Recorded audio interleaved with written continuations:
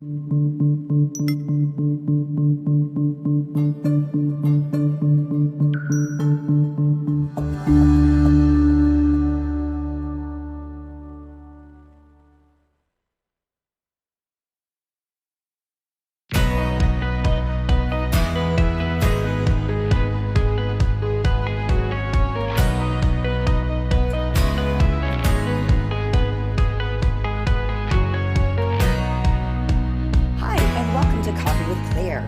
you loyal fans know, we bring to you business leaders and entrepreneurs who like to give back and have fun. My guest today is Dr. Elizabeth Naylor. Elizabeth is a holistic nutrition professional, and like you, she is on a lifelong journey of balancing physical, emotional, mental, and spiritual health. Please join me in welcoming Dr. Naylor. Elizabeth, I'm so excited to have you on my show today. Thank you. This is such an important topic, and it is so close to me. I follow things like this all the time, and I really am curious to know what you do specifically that's different than some of the other programs that are out there. So I'd like to start with how you got involved with nutrition, and specifically the focus on food and mind. So thank you. I got involved with nutrition 20 years ago, really, as a young mom. Okay. 3 small children, and we were just getting progressively more ill. And everything we were doing was just not working, more of a conventional perspective. Sure. To the point that my daughter and husband ended up with pneumonia after the flu, and my other son and I ended up with bronchitis, and I really felt like we were in New York City and no one to care for us, and I was very concerned for our health. No. And so that was a transition. And at that point, I decided, okay, I'm going to look for different solutions because what I've been doing is not working. Right. And that led me to going back to school, getting a nutrition initial certification, going back and getting my doctorate in holistic nutrition, and the rest is history.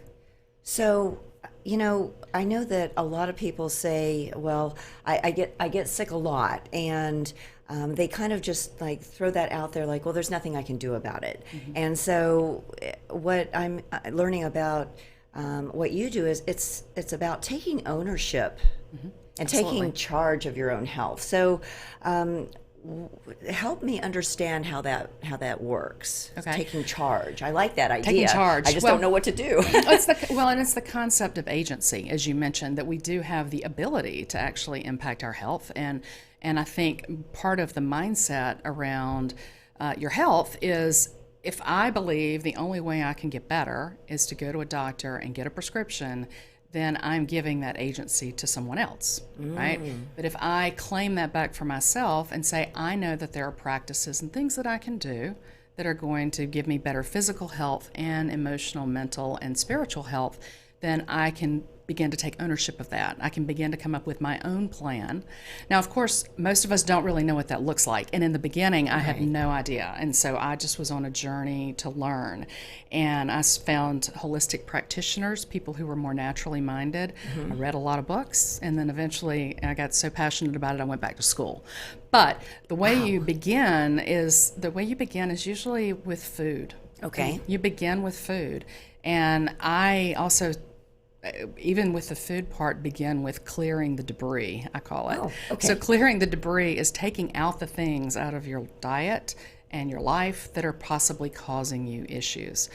There are foods, there are things like sugar and food intolerances and exposures to other chemicals that can actually mimic psychiatric diseases. Oh my gosh. It's crazy. And I first became aware of that back around that same season of time 20 years ago, when a young mom that I was friends with was actually diagnosed with, bipolar disorder. And come to find out, 6 months later, I saw her and she's like, no, I'm completely better. I took out sugar and refined carbs and I'm completely better. Wow. Now, of course, that's not everyone's story, but it was fascinating to me, and it put something in my brain to say, I'm going to try to figure that out a little bit. Something about I'm that. going to try to figure that out a little bit. Yeah.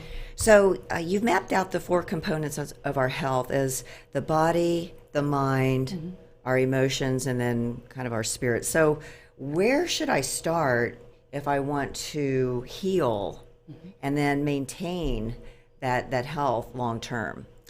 So the place I start with clients is, well, there are three areas that I guide you through.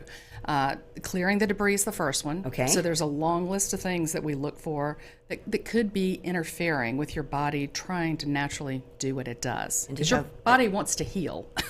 Right? Yeah. I think your body naturally wants to be healthy, your body right? naturally wants to be healthy. And so the things that stop that in terms of clearing the debris are, we mentioned food intolerances, we mentioned sugar. Is that the biggest one? Those are big. Okay. I mean, those are big. So food intolerances, and not everybody has these, but and I know the gluten-free, dairy-free thing is pretty popular now.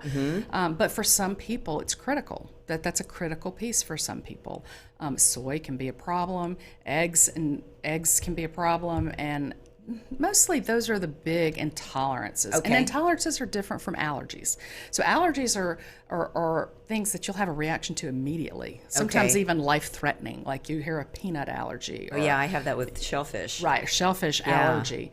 Intolerances are not necessarily life-threatening immediately, but they're causing an underlying inflammation that can mimic many different diseases, and so when we pull those out, sometimes we see a big improvement. Wow, just by that. Just by that. Yeah, just by that. And sometimes medications, all medications have side effects. Sure. So even over the counter have side effects, and unfortunately, most of the research that's done on the safety of medications is for sort of the average person, and there's really not an average person. There's just you.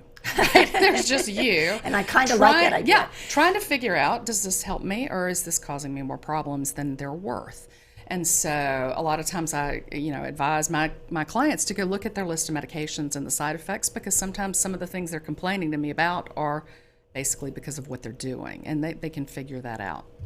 So we clear the debris, and then we nourish, right? Two. We have to nourish the body with real food, and real food are things that are grown in the ground, that come out of the ground, that we cook, meats and fish that are healthy and not necessarily high occupancy food lots. Have you heard of those where cattle are just crammed in? Oh, that's what you meant by high occupancy. I was like, do they put a lot of additives in it, or what is that? There's a lot of occupancy inside that food. There's a lot that goes along with. There's a lot that goes along with making that problematic, because generally the animals are sicker and they require more medications, and so they end up not being good. I just cut it to happy animals make happy people, because if you're eating the actual product of the food, whether it's an egg or dairy or the actual meat, it's different. It's actually different chemically. Oh, yeah. Based on how the animal's treated. Well, yeah, and that happens with all of our food, because there's a study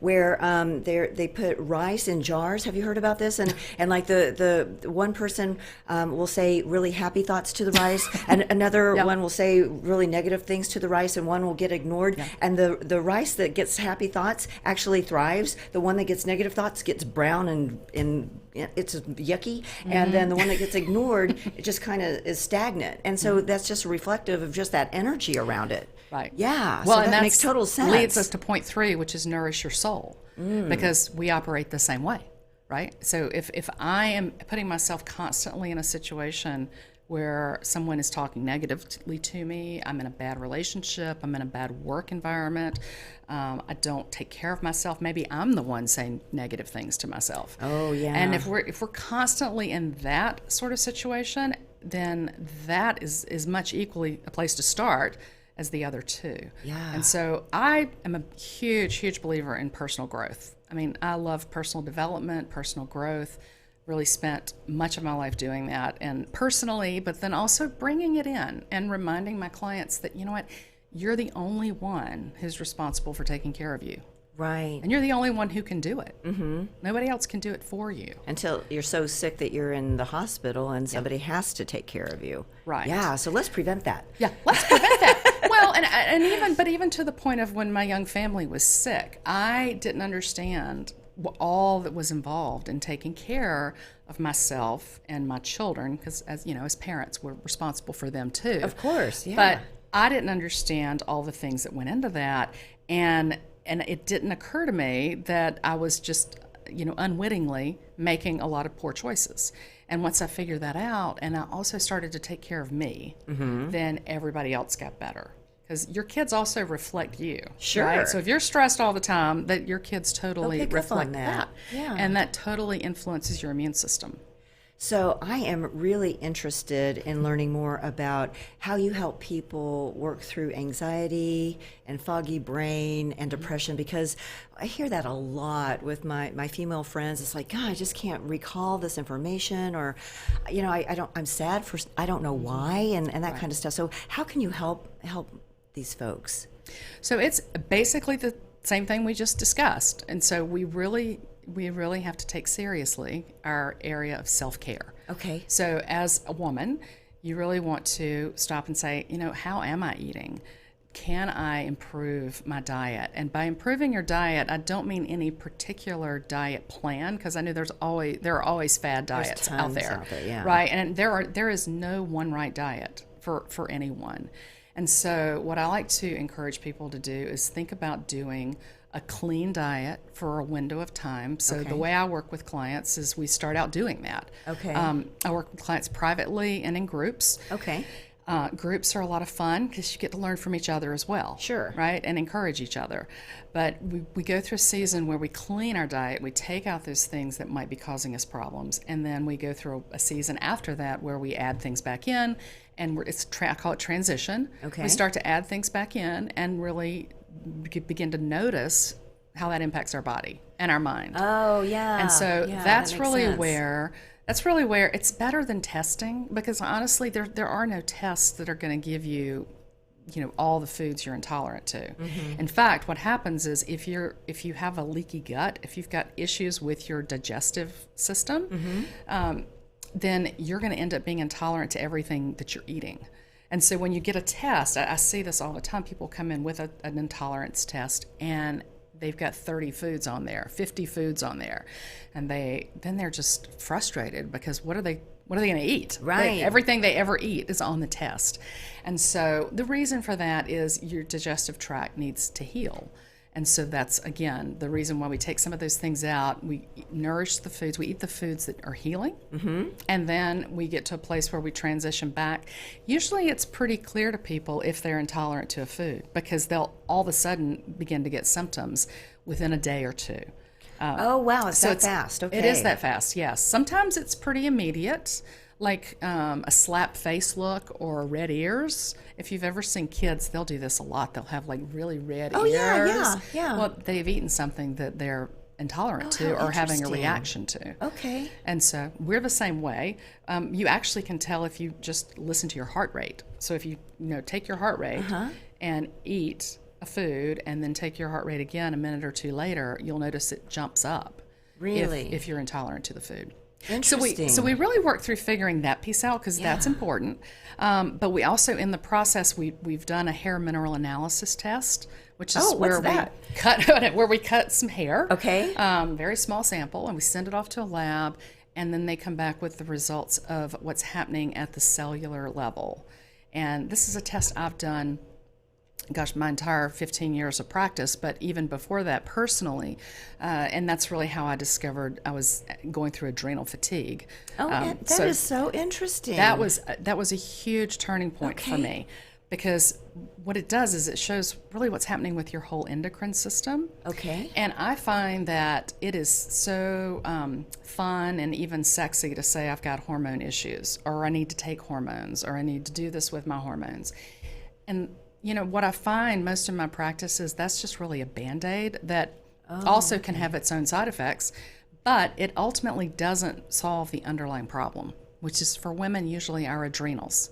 Because think about this, if you get all the way to 45 or 50 and you've been running at full speed the whole time, never learned how to really take care of yourself or put yourself on the list of self-care.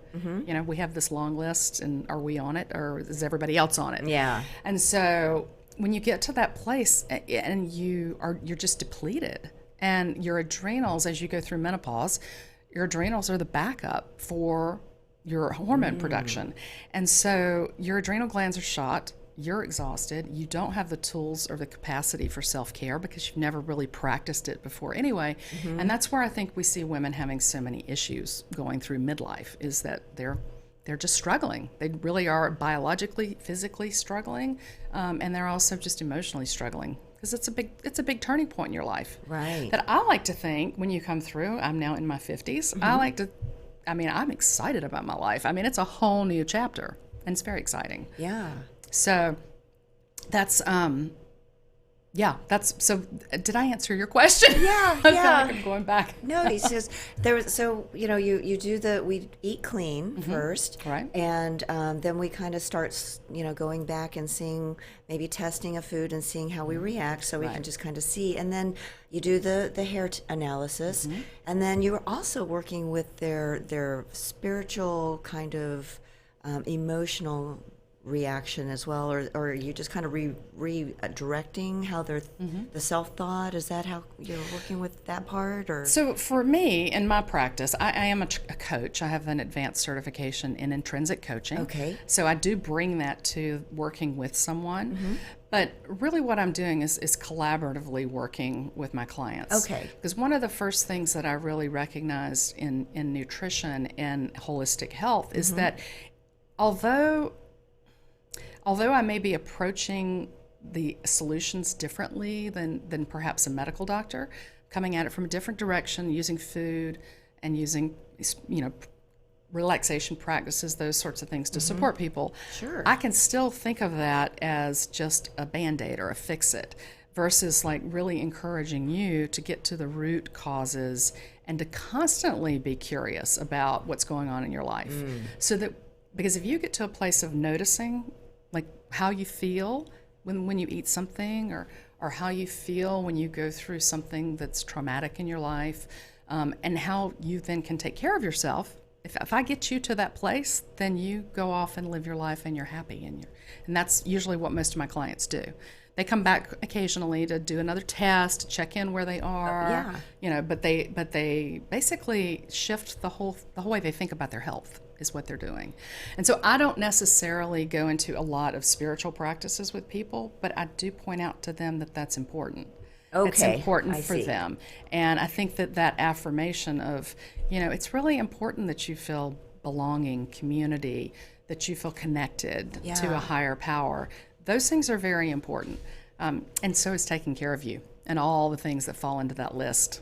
And you have a unique system, and I've heard a little bit about the 51 days. So is that about how long it takes for people to get clean? Okay. It takes the process I take my clients through, whether it's privately or in groups. The initial process takes about 8 weeks, which 8 is weeks. the 51 days. Gotcha. Okay. Right. I was wondering And where so that number came from. it takes about 8 weeks. Okay. We spend a week sort of learning, getting ready for the diet program that we go through together, and then we spend 3 weeks going through that, and then we spend about 3 weeks afterwards transitioning, and also understanding the hair mineral analysis test and what that brought back to us and what the plan is going forward based on that. Because we get to a point where we've had a really clean diet, we've nourished ourselves, but then what we get back from the test may also show us, okay, your blood sugar was really, your blood sugar balance number was really out of balance, and we really want to work on that. Like, you stay the course on that. Okay. Versus somebody else whose number was fine, you'd be like, yeah, you could probably add more carbs and more things back into your diet, and it not be as much of a problem as it is for this other person.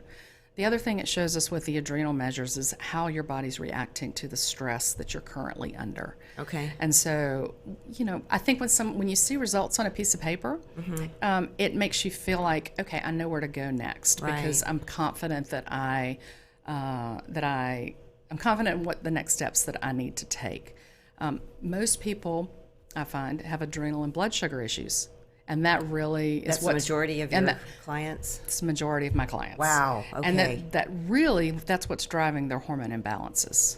So back to the hormone makes question, sense. is that it's a lot of times it's not primarily your hormones. It's the fact that you're constantly stressed, and that cortisol and that blood sugar and insulin are all over the place. Yeah. They're high or they're low. Okay. The cortisol is a funny one. It can be when you're really stressed for a long season of time, your cortisol levels are high. But if you stay there long enough, they'll actually drop low. And that's what we call true adrenal fatigue, is when your cortisol level Just like, bottoms ain't out. got nothing. I can't get out of bed. I can't get Right. out. You know, and back to the mental and emotional, it looks like depression. And it clinically might be depression, because not being able to get out of bed and being so exhausted and foggy brain that you can't think it's not a happy place to be. Well, you know, I am fascinated with everything that you've talked about, testing your hair and just being able to see so much from that, as well as working with you and getting, healthy and feeling better. I think almost everybody that I know could use you and your services. So let our audience know how they can find you and learn more about you and your company. Okay. So you can find me on all social media. Elizabeth Naylor, Dr. Elizabeth Naylor is on LinkedIn.